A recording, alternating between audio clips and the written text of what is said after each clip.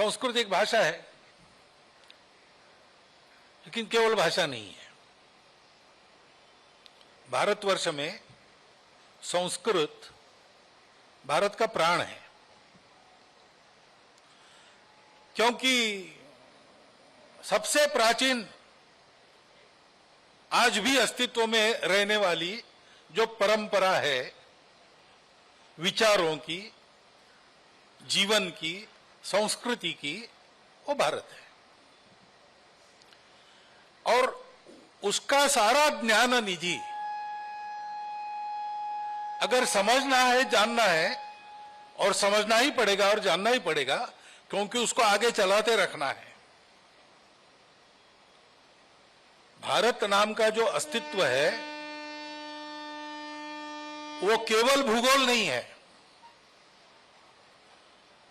वो केवल एक पॉलिटिको इकोनॉमिक इकाई नहीं है। भारत एक परंपरा है जिसके आधार पर जीवन चलते रहता है। संपूर्ण सृष्टि के उसके जड़ चेतन घटकों सहित जीवन की धारणा करने वाली परंपरा ये भारत की परंपरा है। उसकी आवश्यकता दुनिया में निरंतर रहती है और उसकी पूर्ति करना भारतीय कहलाने वालों का काम है। अभी भी उनको भारतीय इस नाते संबोधन किया जाता है, भारतीय इस नाते उनका जीवन चल रहा है। इसका कारण है कि उनको ये कर्तव्य पूरा करना है, और इस कर्तव्य को पूरा करना है तो भारत को जानना पड़ेगा, भारत को मानना पड़ेगा, स्वयं को भारत बनाना पड़ेगा। और ये सारा अगर होना है तो भारत को समझने के लिए संस्कृत को समझना अनिवार्य है। भारत में अनेक भाषाएं हैं, भारत की हर भाषा अपनी राष्ट्रीय भाषा है, लेकिन अलग अलग राष्ट्रीय भाषाओं को जोड़ने वाली कड़ी कौन सी है? वो संस्कृत है।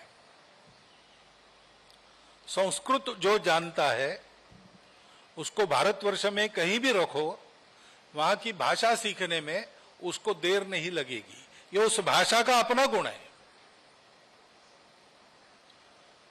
और भी संस्कृत के गुण हैं। संस्कृत जानने वालों को